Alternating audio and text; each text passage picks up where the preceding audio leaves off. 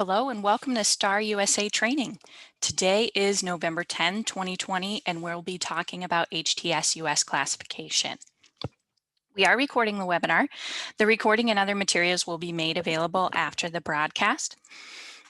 All participants are currently muted. The Q&A feature and chat are available throughout. If you have any questions, I'll take questions as we go, as well as answer more at the end.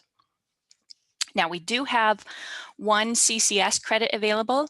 Email train@starusa.org after the webinar with your name and email address and your NCB FAA number if you would like to receive that. That email will be available at the end as well.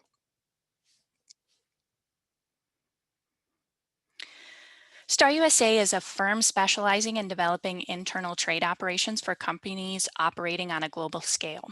This includes process development, full-scale operations, consulting, advice, and training in all areas of international trade.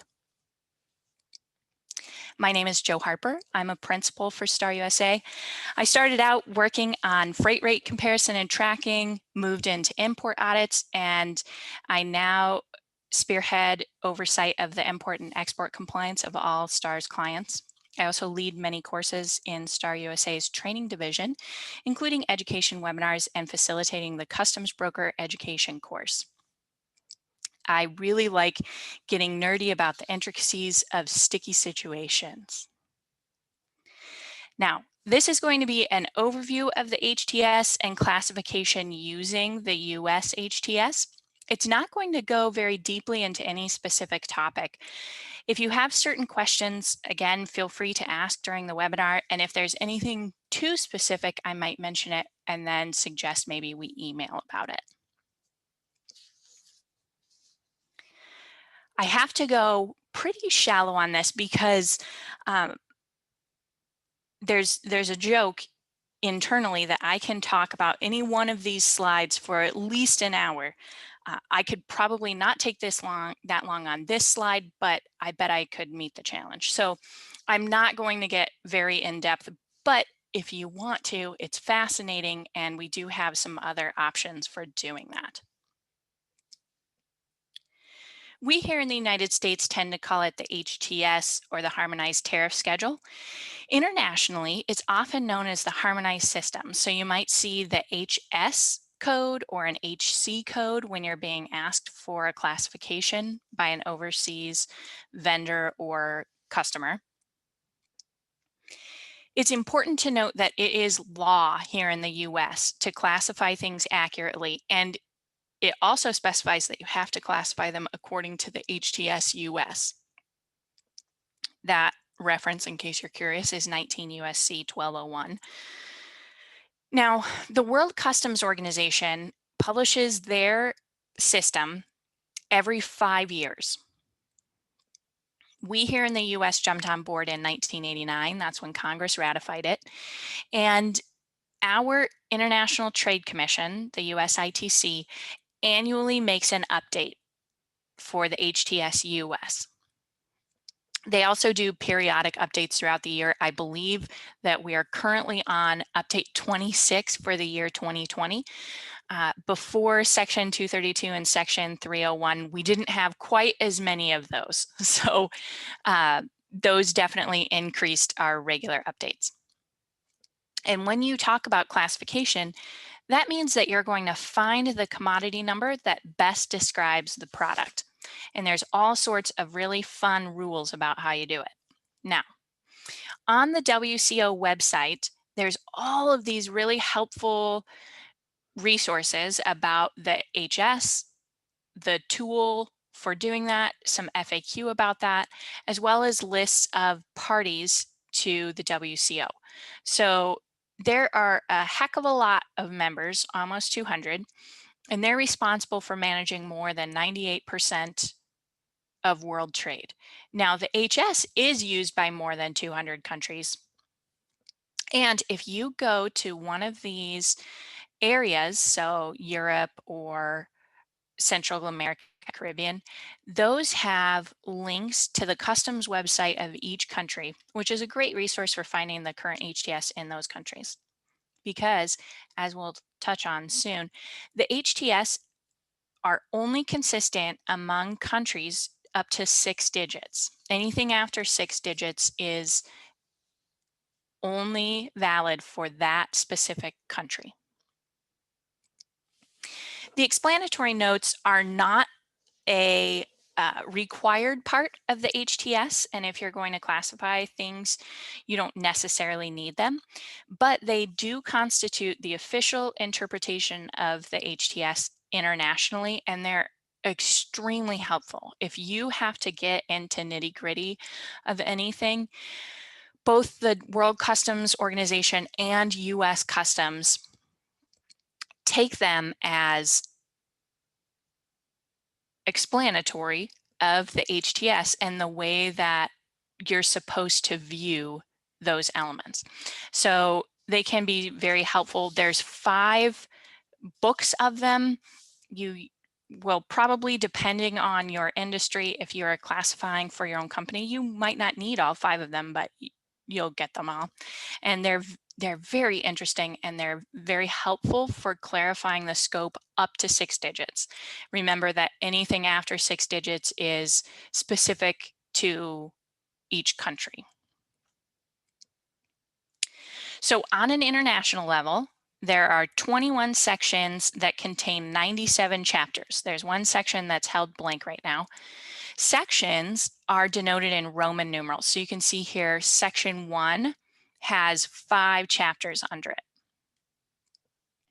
Our US import classification book is called HTSUS Schedule A, and then the export classification is HTSUS Schedule B. You may have heard of Schedule B if you're involved in export, and that's why it's the same HTS, it's the same up to 6 digits, but after that, it's simplified for export. Then here in the US, we add one additional section to the international version that contains 2 chapters.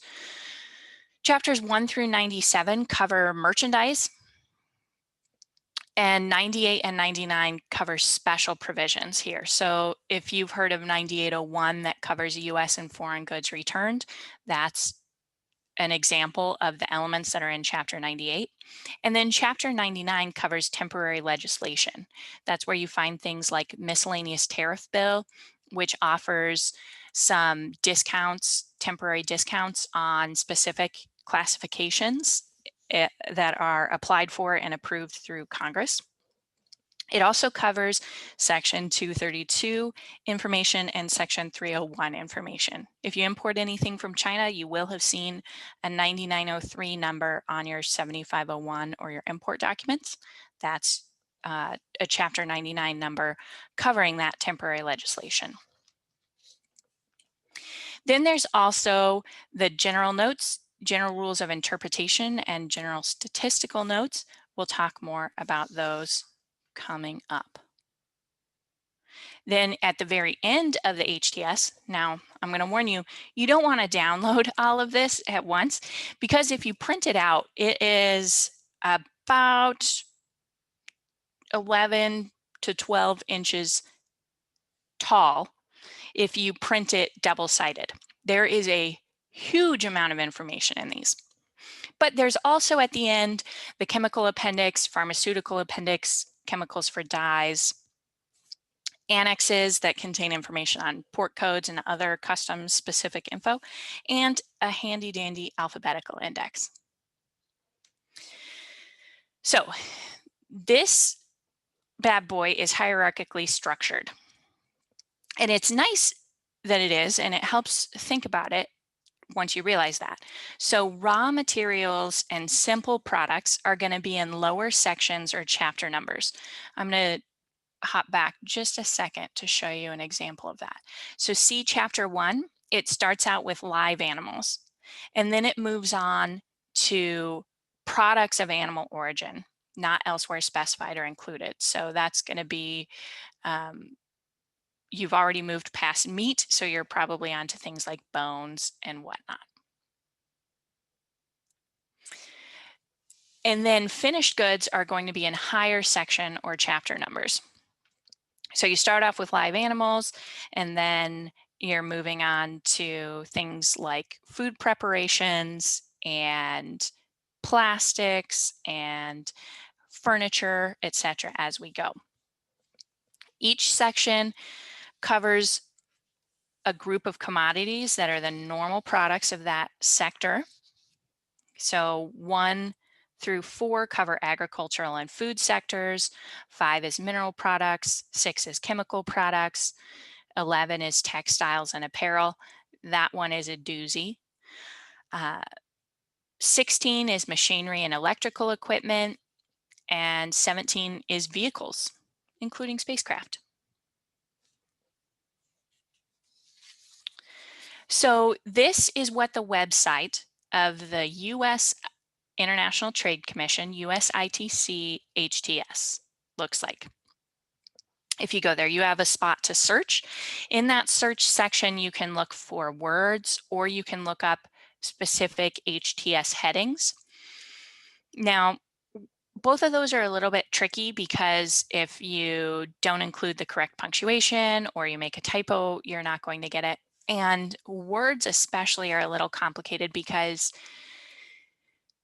the tariff doesn't necessarily use the same language that we use. For example, they might say seat instead of chair, or they might say anorak instead of coat, because it uses a lot of Oxford English instead of typical American English. So beware of that if you're searching. So if you're looking through here and you click on, this is the website address. If you click on Chapter 1, this is the first part of the PDF that will open up for you. And you can see that this is the section. So keep in mind, if you ever want to find the section notes, open the first chapter of that section, and that always has the section notes first. Then if you keep scrolling, you'll get to the chapter and the chapter notes for that chapter. And then keep going and you get to the meat of the tariff that has your 4-digit headings, your 6-digit subheadings, and so on, and the words of the headings there. This is a concept that I really want you to understand. When I'm teaching the customs broker course, the poor students can attest that we go over this on probably 6 different slides written out in multiple different ways. I want you to understand that the first 6 digits are international. Anything past 6 digits, your customer or your vendor is almost guaranteed to have a different HTS classification than you do. So if you're importing something from Mexico, their 10-digit HTS is different than ours. They should be the same to 6 digits, but you should always do a realistic check on that. So test that for reality. So each chapter is divided into various 4-digit headings. So if you look back here, Chapter 1 has 0101, live horses, asses, mules, and hinnies. Then 0102 is live bovine animals. And those are indented the same amount, which is to say they're all the way to the left. Those are different headings. First 2 digits of any 4-digit is the chapter, then those 4 together are referred to as the heading. The next 2, which gets us to 6 digits, is the subheading. So if you hop back here, you can see that a subheading here is other, and a subheading to 01012 is going to be horses, etc. Then at the 8th digit, you reach the tariff item. So everything after that 8th digit is the same HTS duty rate. So 0101 2100, any 10 and 20, those are both the same duty rate. And then the last 2 digits are statistical. So the statistical subclassifications are US specific, and they are meant to hit items of specific industry elements that our domestic industry thought was important to pay attention to. So you can really tell what each country maybe has an emphasis in industry on, because they will get very detailed on sections where they have domestic industry and less detailed on areas where they don't have domestic industry. They don't care as much to get really specific information about it. So you can see over here, chapter 34, heading is 3401, and then you have subheadings 3401.11, 3401.19, that one goes all the way out to a statistical, 3401.20, 3401.30, etc. And we can see which items we really care about breaking down. If you go into the textile chapters, headings can be 10 pages long with all the subheadings and tariff items that are under them, whereas this one subheading on soap is not very long. So again, within a 10-digit HTS number that you see, the first 6 digits are international nomenclature designation that's common to all countries that use the HS model, whereas the 7th and 8th digit level is the tariff item level. So when you're classifying, first you're going to pick which chapter is correct, and then you'll look at the heading options within the chapter, and then go to the 5th digit level, to the 6th, and then on through 7th, 8th, and 9th, and 10th.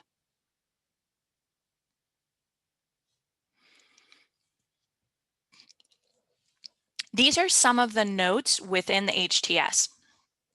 So we have the GRIs, and I'll talk more in depth about them coming up. We have the general notes, and those are the rules for applying the HTS. They also go into depth on various rates of duties in the HTS, the countries to which they pertain, rules or conditions that have to be met to get tariff treatment. So that's where you're going to find detailed information on USMCA, on US Jordan Free Trade Agreement, on US Bahrain Free Trade Agreement. Those are, gosh, hundreds of pages long, and really solid information if you need to know details about tariff treatment. They also give some guidance on aspects of tariff structure and those programs. Then there are the notes that are contained within the chapters of the HTS. So again, each section starts with section notes, and those section notes can say the use of terms or meanings in a section, or they can say throughout the tariff schedule. Always pay close attention to what a definition gives itself as its boundaries. They will always say either within this section the term blank means such and such, or throughout the tariff schedule the term blank is to be taken to cover whatever. And they will also cover which goods are included in or excluded from the section.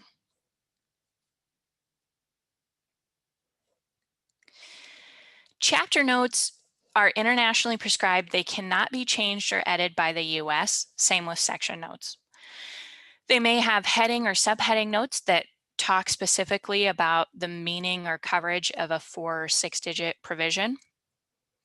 In chapters 98 and 99, those notes are made by Congress and they cover that kind of criteria.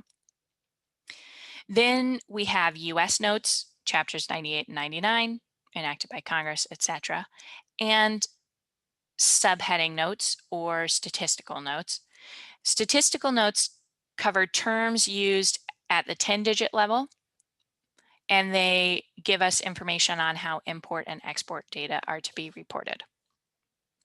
So again, the HTS is divided into sections. Those sections are subdivided into chapters, which are further subdivided into headings, and those are subdivided into subheadings. Notes, section and chapter notes are legal notes. That's what they're known as because they give mandatory instructions for classifying goods. They're not just handy reference tools, they must legally be followed.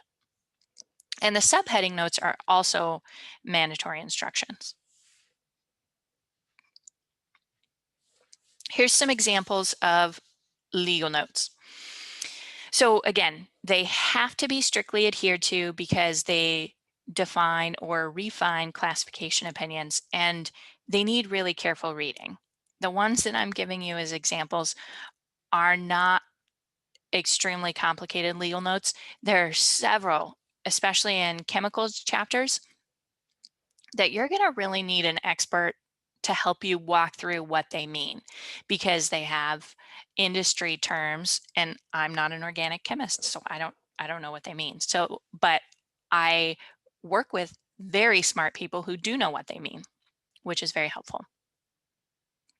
So this is note 1 to section 4, and it gives the definition of pellets. Note that it says in this section, the term pellets means, and the definition is products that have been agglomerated either directly by compression or by the addition of a binder in a proportion not exceeding 3% by weight. So if you are importing a product that has binder at 5% by weight or 6% by weight, it doesn't technically qualify as a pellet for chapters 16 through 24. Now, it might qualify for a pellet if you're classifying something in a different section. Exclusions are usually in note 1 or note 2 to a chapter or section, so that it'll say straight up, this chapter does not cover.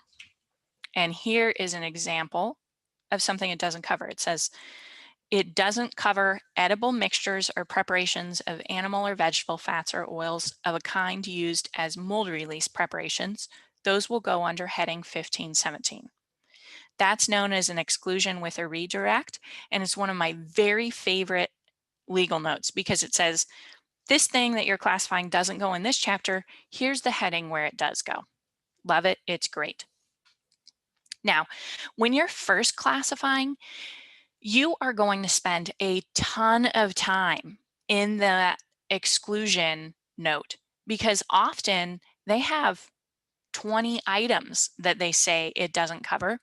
And a lot of the time it'll just say, this chapter does not cover items of section 11. And you have to pause and go look up section 11 and see if the item that you're classifying is in there. Now, as you gain familiarity, you'll know, okay, section 11 is textiles. This is not a textile. I can keep going. But expect that when you're first classifying, you are going to spend a lot of time flipping back and forth between legal notes and maybe cursing at them. Then we have additional US notes. So this is an example at the end of your chapter notes, you have US notes where they're saying, hey, for US classifications, if you're classifying under headings 9001 and 9002, so you can tell that this note is from chapter 90 because it's referencing headings in chapter 90. The term optically worked refers to glass the surface of which has been ground or polished in order to produce the required optical properties. So if it had been worked in any other way than grinding or polishing, it wouldn't be optically worked. And it's telling you that those only apply for 9001 and 9002. So maybe if 9006 mentions optically worked, it won't be that narrow of a definition.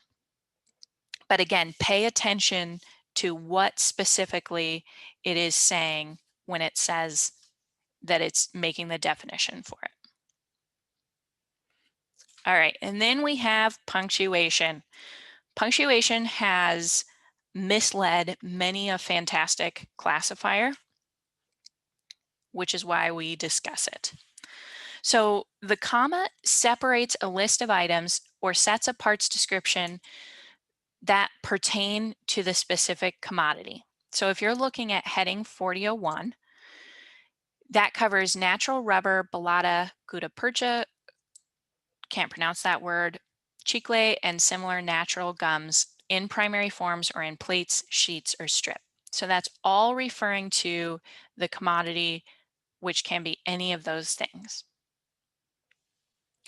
Then there's the colon, and that indicates that a list is following. It usually means and. So it's saying hand tools of the following kinds and base metal parts thereof: spade, shovels, mattocks, picks, hoes, forks, and rakes, axes, bill hooks, and similar hewing tools. So this heading covers hand tools, hand spades, shovels, mattocks, picks, hoes, forks, rakes, and whatnot, and base metal parts of those. It would not cover wood parts of a spade or a shovel or a pick or a hoe. So keep that in mind as you're reading. When it specifically spells out what it includes, it's also implying what it does not include. So it would not include a wood handle for a shovel. Then we have a semicolon, and this is the trickiest one among them. So semicolons are a full stop. What is before and after the semicolon are independent of each other. So if you're looking at heading 2506, it says quartz, semicolon, quartzite, whether or not roughly trimmed or merely cut by sawing or otherwise into blocks or slabs of rectangular. So the addition, whether or not roughly trimmed or merely cut by sawing or otherwise, does not apply to quartz. And I want to hop back really quickly because there is a semicolon here. So everything that came before this doesn't apply to the following. So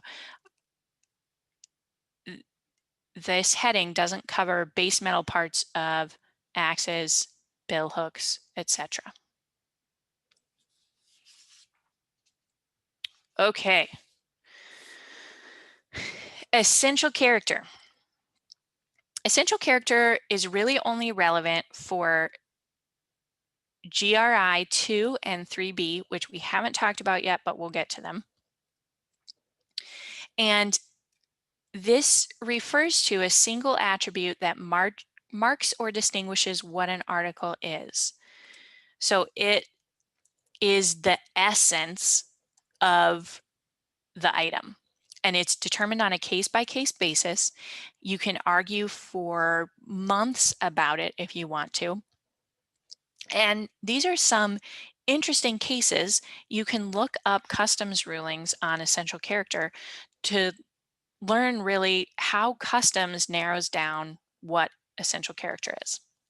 So, for example, there's a glass ball containing water that's mounted on a black plastic base and it has a plastic floral bouquet inside the ball. And it's just for looking at it's pretty. So really you could classify it as glass or as the plastic base or as the plastic flowers. But the Court of International Trade decided that the indispensable and distinguishing part, that which created the essential character to the article, is the glass ball. Since any decorative insert could be substituted in place of the plastic flowers without destroying the essential character of the article, it's not the flowers that were important. And the glass ball is larger and more valuable and more visible than the plastic element. Then there's the tabletop water fountain. So if you've ever been somewhere that considers itself kind of zen or soothing, you may have seen one of these that has a little base and then it has items that water kind of just trickles down and it makes a really nice soothing sound. It could be stones or bamboo or whatnot. And they do that using a little pump and a plastic cord that moves the water from the little bottom basin up to the top where it can then flow down. And the court held that in this case, the essential character is imparted by the pump because the real goal of those is to make the sound and the flow, the visual of the water flowing over the landscape. So it is the pump that does that. Okay, so we're going to talk some about general rules of interpretation. I'm going to give you a very, very condensed crib sheet version of the GRIs. This is definitely a slide that I can talk about for an hour or more, but I'm not going to because we're limited in our time. Okay, so GRI 1 says that you classify using headings and legal notes. So you classify using the words in the headings and then the words in the legal notes. This is the most common GRI. Most items can be classified using the terms of the headings and the legal notes. So GRI 1 is going to be the vast majority of your classification. If you can't find a heading to classify things in using GRI 1, GRI 2 tells you, okay, we can expand the scope of the headings. So if you have incomplete or unfinished items like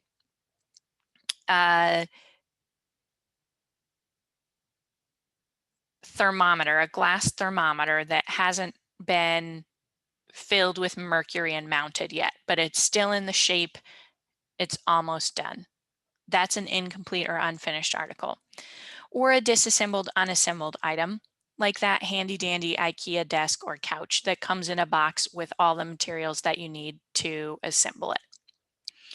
That says you can classify that couch or that desk as a couch or desk, even though it's not assembled. So GRI 2A expands the scope of the headings to cover those kinds of unfinished items.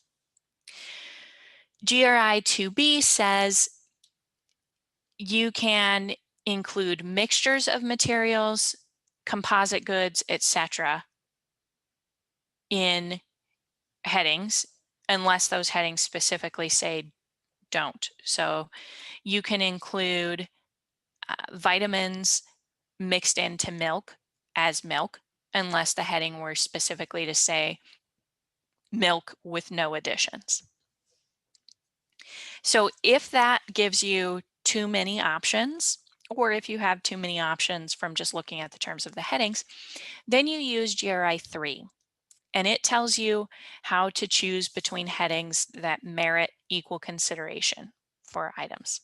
So 3A says you're going to pick the most specific description over the most general.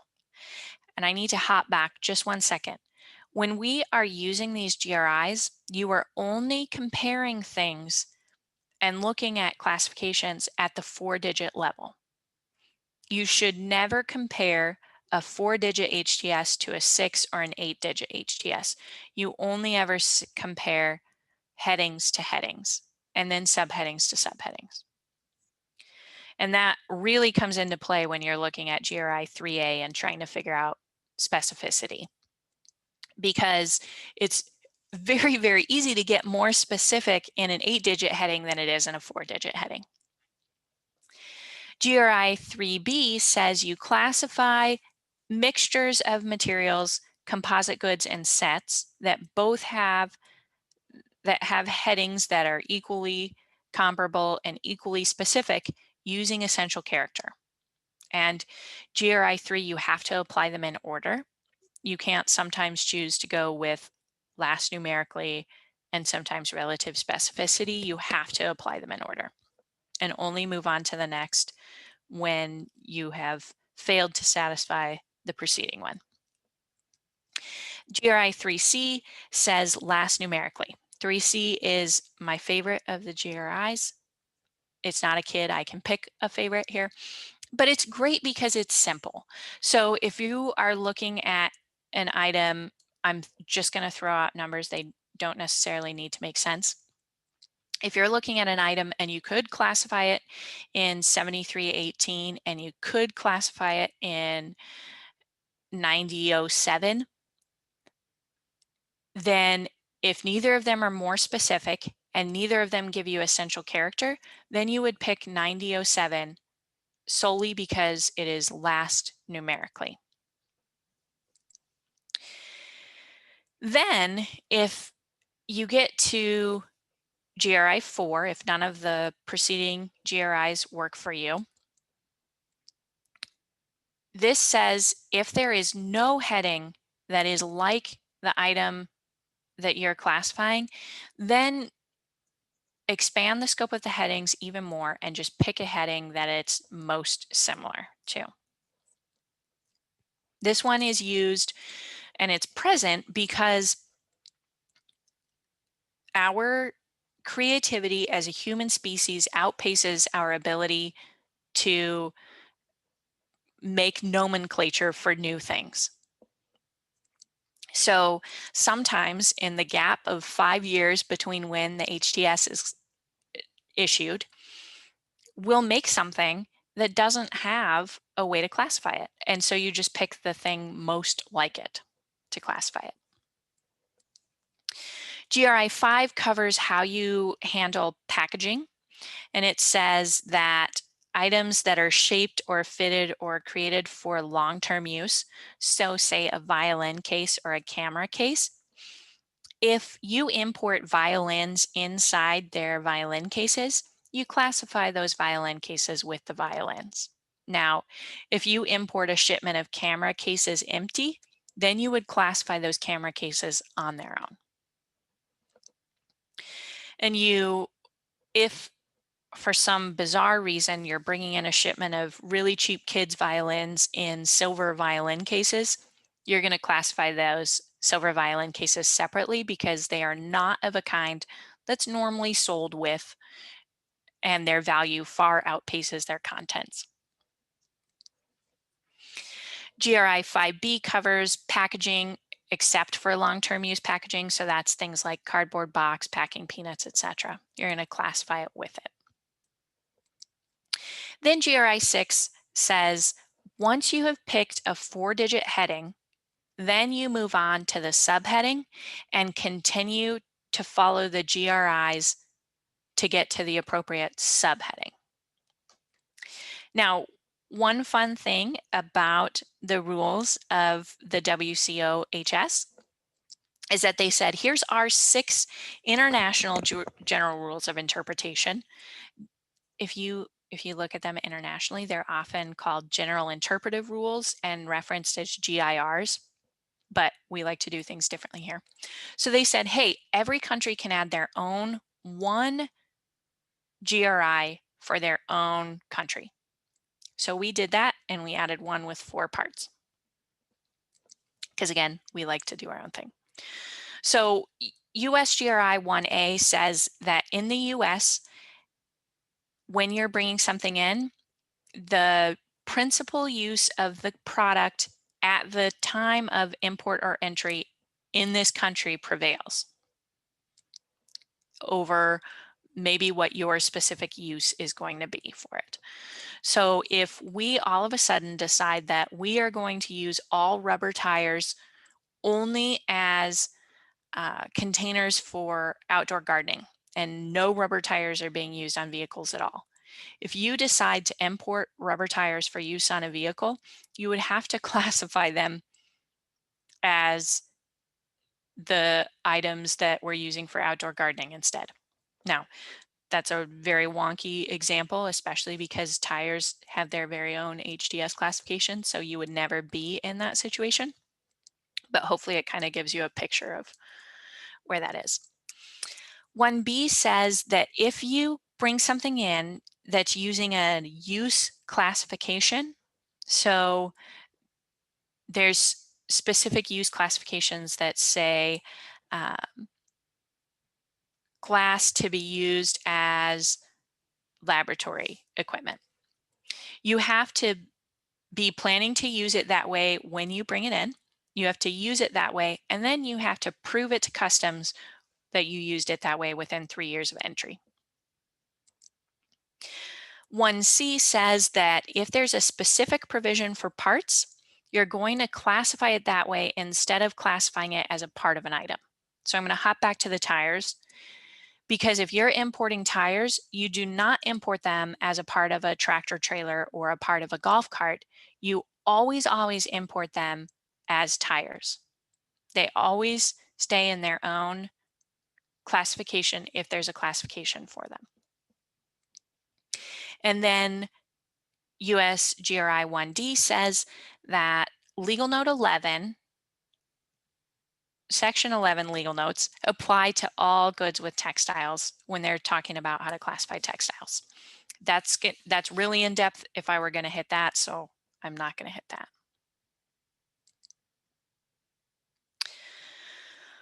Okay, so when you are going to classify something, the very first thing is you need to know your product. You need to understand what it's made of. And when I say that, I mean like really know what it's made of. Not just, okay, this is a plastic hose, but what kind of plastic is it? Is it PVC? Is it polyurethane? Know the composition. Then you need to know how it functions. Is it, if you have a valve, how does that valve work? What's the function? So you are going to learn a lot about a lot of things, which is, I think, the best part of the job. You also need to know how it's going to be used. So if you have a hose, is it going to be used in a radiator? Where on the radiator is it used, and what fluid is it transmitting, and for what purpose? You probably want to collect some technical drawings that you store. You would also look at some sales literature, because as we'll see when we look at the example, the way that it's marketed matters to customs when you're going to classify it. You'll want to have your bill of material, because you, again, if you're looking at essential character, you need to know not only what's in it, but you need to know quantities and values relative to the other items in your product. And make friends with your experts. You want to have your product engineers, you want to have your R&D, you want to be able to have someone that you can go chat with about a specific item and get details about that item.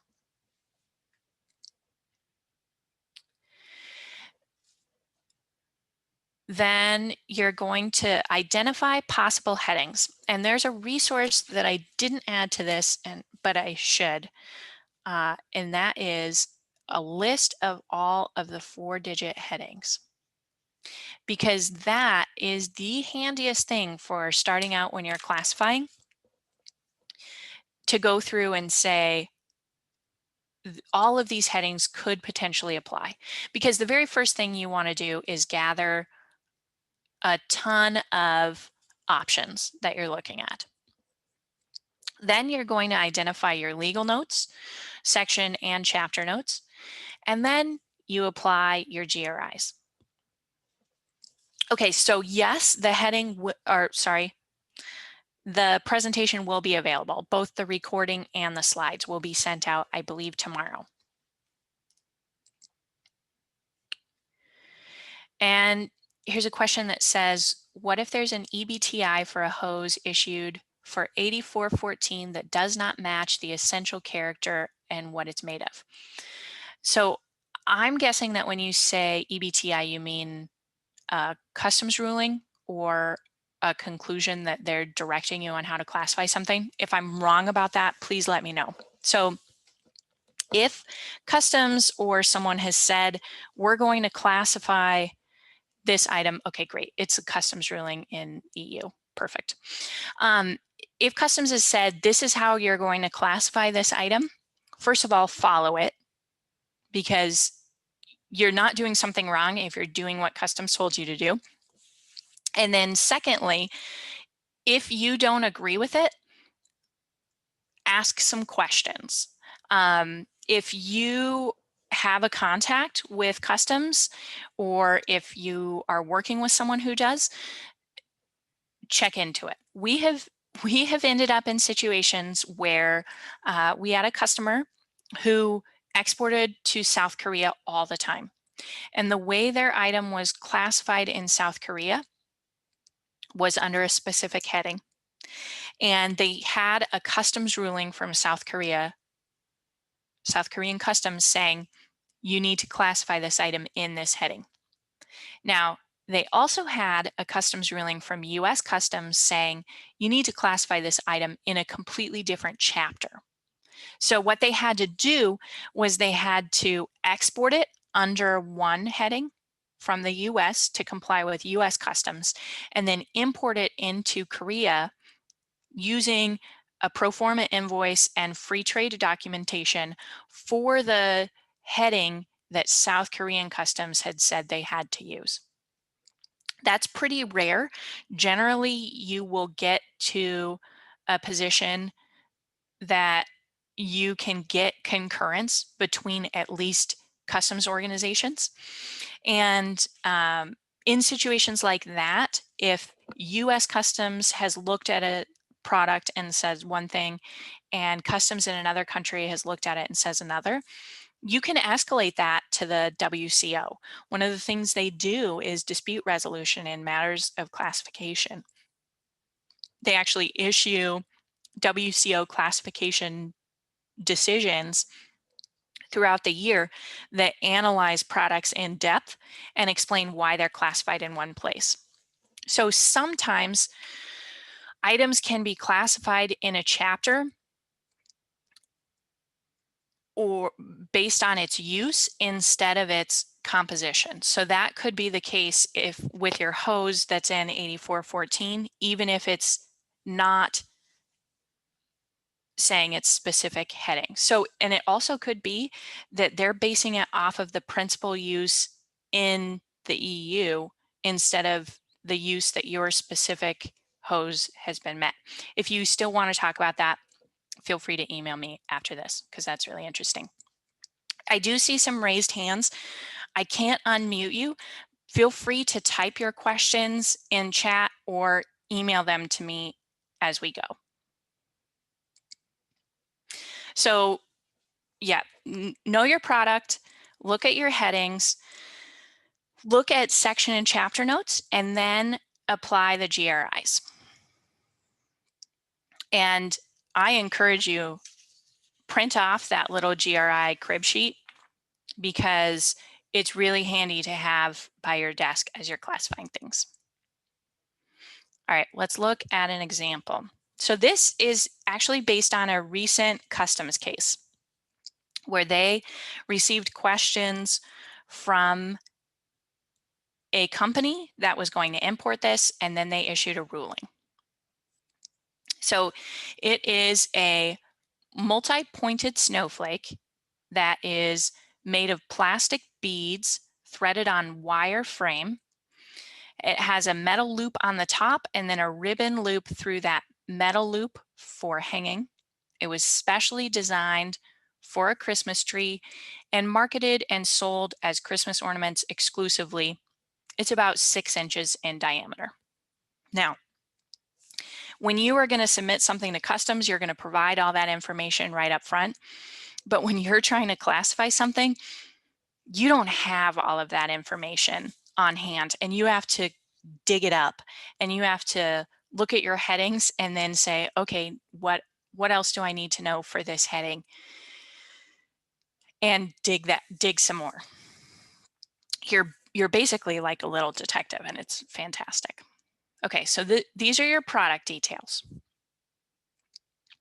So we're going to gather some headings. And so I'm going to say plastic that I would potentially put it in, maybe 3926 articles of plastics. It could be 3924, which is household articles of plastic. And you'll see right there, 3926 says other articles of plastics. So you have to know what all of the headings that came before stood for to know that they don't fit there. It could be classified as the beads, which are in 7018. And the reason that you could maybe put it there is that these kind of look like crystals, so they could be imitation precious stones or whatnot. We know they're not glass beads though, so 7018 isn't the best fit. They could be in metal. Now, the ruling didn't say what specific kind of metal it was, so my guess was aluminum. It didn't look like it was copper. Steel would be pretty heavy. It could have been nickel though. So if you were going to end up classifying it in metal, if you were going to say, okay, the essential character of this is the metal frame that supports the beads and provides the loop for hanging, then you would need to know specifically what kind of metal it was. And metal can be pretty complicated, just like textile can be pretty complicated, because you have all these different alloys and percentages. And you really need, when you're classifying metal, a certificate of analysis, a lab analysis of it. It could be the ribbon, because there was ribbon in there, potentially in 5806, which is narrow woven fabrics. And it could be a Christmas ornament in heading 9505, which covers festive, carnival, or other entertainment articles, including magic tricks and practical joke articles, parts and accessories thereof. So you will see that I did not put any 6-digit headings here. I went all 4-digit headings that are reviewed. And then dig up your legal notes. So one thing to note is that Chapter 39 says it doesn't cover articles of Chapter 95. Chapter 58, which was the ribbon, didn't really have any relevant legal notes. In the section notes, no word of warning, anytime you're looking at textiles in particular, your chapter notes tend to be pretty sparse, but your section notes are really dense. So when you look at your chapter notes, also always look at your section notes. Chapter 58 didn't really have anything that applied to any of the options. Chapter 70 said it doesn't cover toys, games, sports equipment, Christmas tree ornaments, or other articles of Chapter 95. So that was really interesting because it specifically calls out Christmas tree ornaments. Chapter 76 didn't have really relevant details, and Chapter 95 didn't either. So Customs concluded that it should be classified as 950510 2500, which is festive, carnival, or other entertainment articles, including magic and practical joke articles, parts and accessories thereof, articles for Christmas festivities and parts and accessories thereof, Christmas ornaments other than of glass and other than of wood.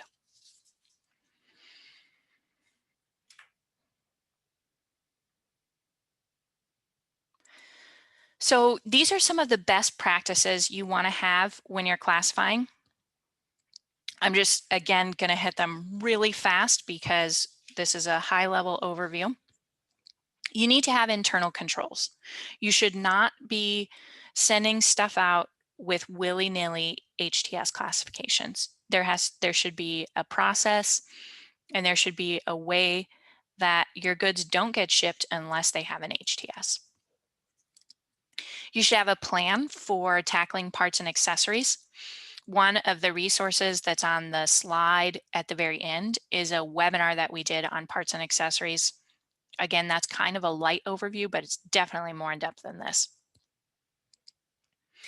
There should be solid rules and responsibilities and periodic internal education where people know what an HTS code is, they know that they matter, and they know where to go internally to get that HTS code. Your program should be managed, and periodically consult with U.S. Customs. Get rulings on things that are very controversial internally, or when you have a situation where the EU sent down a ruling that you don't agree with. Now, word of caution, when you get a ruling, you have to comply with it. So make sure that you're not going to end up in a situation that you're not prepared for. Anytime you import something that you have a customs ruling on, a US customs ruling, that ruling has to be noted on that entry so that they know you're using it. There should be periodic audits and corrective action. You will do your best when you start classifying, but as time goes by, 4 years later, you're going to take another look and be like, wow, I didn't even know that this one heading existed when I classified these, or I had no memory of reading this legal note, but that thing that I classified was wrong because I've learned more about the product, or I've learned more about my legal notes or interpretation, and I have to correct this and correct it going forward, as well as potentially correct it retroactively. You should have vendor guidelines that you're giving to your vendors when they're selling you items. A lot of vendors, especially in China right now, are really struggling with making sales with Section 301 duties. And so they're saying, hey, I have an HTS code that you can use that will get you in without duties being paid. That's not a good idea to follow, because importing under the correct classification is the responsibility of the importer. Customs doesn't care if the vendor gave you the wrong HTS, they care that you use the right HTS. And then you should just always keep learning. The ITC has information on classification. There's tons of experts that do regular trainings, and you can even go learn more about specific products if you work in an industry that's very specialized. You should have a product database that covers all of your items and has the correct classification in them, that's sent to sales and that's sent to your broker, that centralizes responsibility and information provision, and processes for new products, because they're just going to keep happening, which is great. Again, we're a creative species, but they need to be classified so that they're correct from day one. So this has links to the HTS, that's the US ITC's tool, as well as the Schedule B, which covers the export HTS.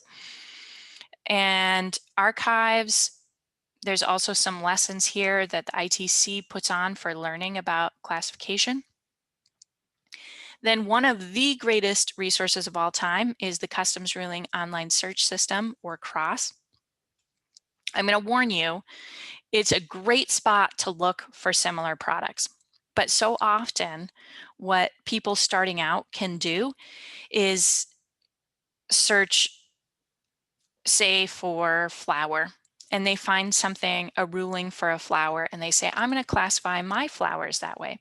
But they don't read it specifically enough to see maybe this ruling was issued in 1991 and that HTS code no longer exists. Or maybe this is for a silk flower and you're importing plastic flowers that are completely different. So you have to be very, very careful. It's a tool, it's not the answer. Then there's also a parts classification webinar, and we have a parts of general use handout. Okay, feel free to ask any questions that you have. You can submit CCS or CES credit requests to this email address, train@starusa.org. There is a credit available. Thanks so much for sharing your time today. And I'm going to look at a couple questions that have come in. When you're exporting something, should you use the Schedule B or should you use the HTS code of the country that you're shipping to? That's a really good question. So it depends on your documentation. So if you're making a shipper's letter of instruction or an SLI for export, put your Schedule B on there. For most countries, you really only want to put a 6-digit HTS, so you can just put the 6-digit HTS code of the Schedule B and be done with it. You could also, if you know you're exporting to a country that's really struggling, or you're exporting to your sister company in another country, you can go ahead and do them the favor of giving them their 10-digit HTS. That would help too. Generally, we recommend using the Schedule B just because it's pretty simple. You should be fairly familiar with it, and they can reach their conclusion with their superior knowledge of their HTS.